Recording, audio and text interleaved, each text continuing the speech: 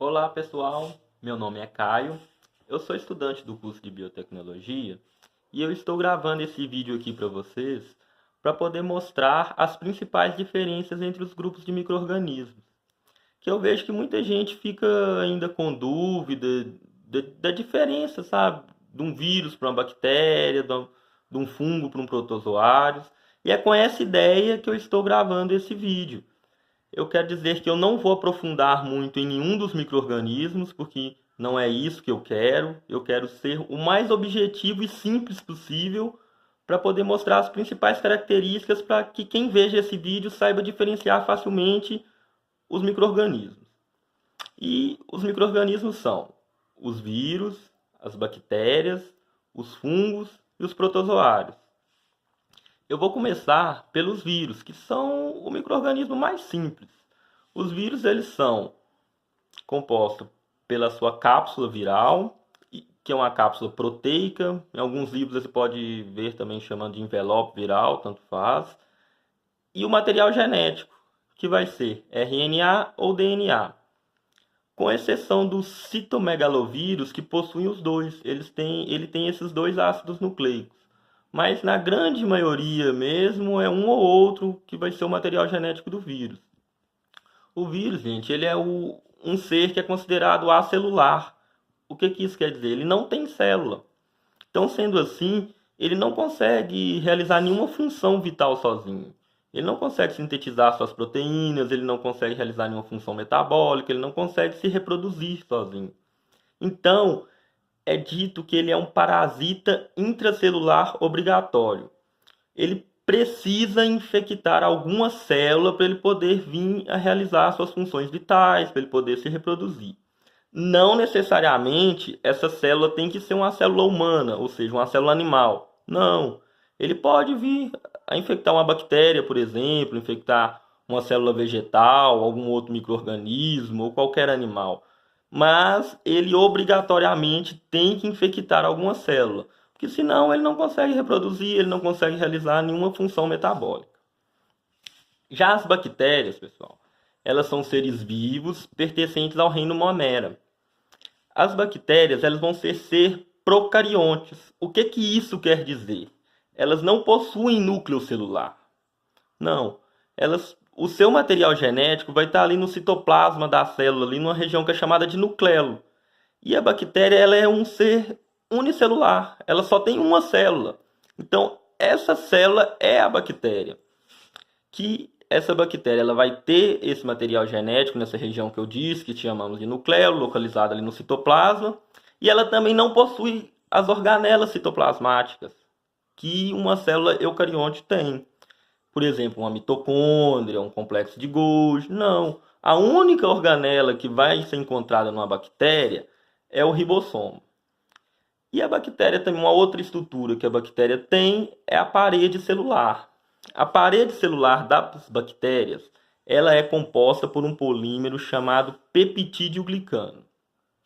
Essa parede celular de peptídeo-glicano é algo das bactérias mesmo.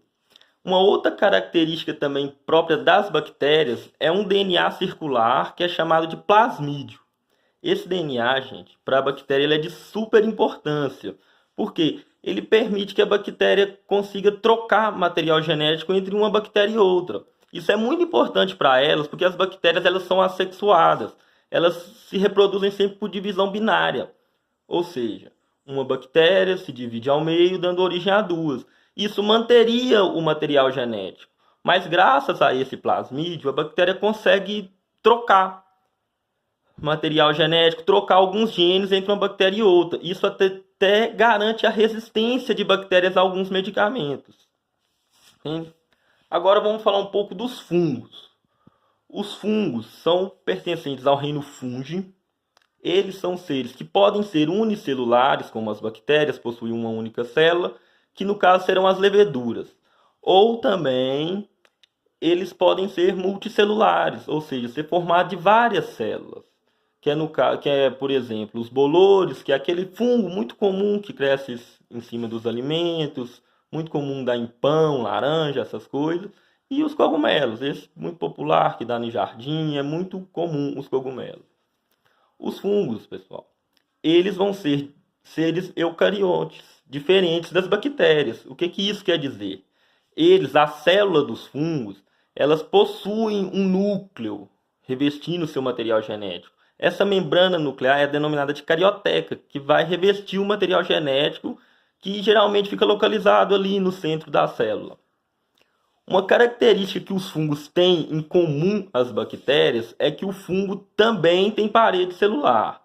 Porém, a parede celular do fungo é constituída por uma proteína chamada quitina, diferente das bactérias que eu disse lá atrás, que é composta pelo polímero chamado peptídeo glicano. Os fungos, gente, eles geralmente podem se reproduzir tanto de forma assexuada como sexuada, isso vai depender da espécie do fungo, e eles são heterotróficos. O que é isso? Eles não produzem seu alimento. Eles precisam de matéria orgânica para poder estar se alimentando, que eles não conseguem produzir seu próprio alimento. Já os protozoários, eles são seres pertencentes ao reino protista. Eles também são seres eucariontes e são unicelulares. Só que diferentes dos fungos, das bactérias, eles não possuem parede celular. Eles não têm essa proteção extra ali na célula.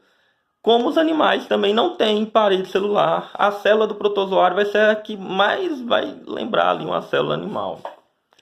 Eles geralmente podem possuir vida livre, mas também podem vir a estar parasitando algum outro ser vivo. E os protozoários, eles são classificados por sua forma de locomoção, que podem ser os pseudópteros, que são aqueles protozoários que vão apresentar falsos pés. Também tem os protozoários ciliares, que como o nome já diz, eles possuem cílios que vão fazer a sua locomoção. Os flagelados, que são aqueles que possuem o flagelo, e os esporozoários, que são aqueles protozoários que não possuem locomoção. Esses, por sua vez, geralmente eles vivem parasitando outros seres. Então, pessoal, é isso que eu queria falar para vocês dos micro-organismos. E eu quero aproveitar também para tentar mudar um pouco o conceito que muita gente tem sobre os micro-organismos.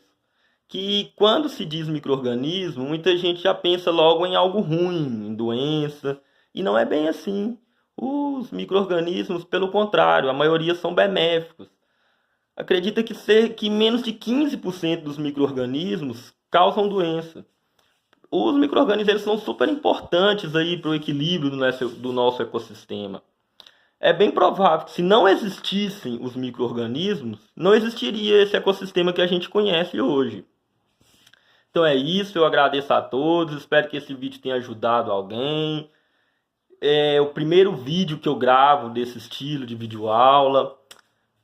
Não tô suando aqui, é por conta do calor mesmo, tá, gente? Mas eu tô um pouco nervoso também, é normal. É o primeiro vídeo que eu gravo e eu pretendo gravar mais. Então espero que vocês tenham gostado. Eu peço que quem gostou compartilhe esse vídeo. E que eu pretendo também gravar outros mais, com outros temas de biologia. E peço para que quem tem alguma sugestão, alguma crítica construtiva, uma sugestão de algum outro tema, alguma dúvida que tem que talvez eu possa ajudar, que isso também me ajuda, que como eu sou estudante, para fazer um vídeo eu tenho que estudar um pouco do tema. Então, um abraço a todos e valeu!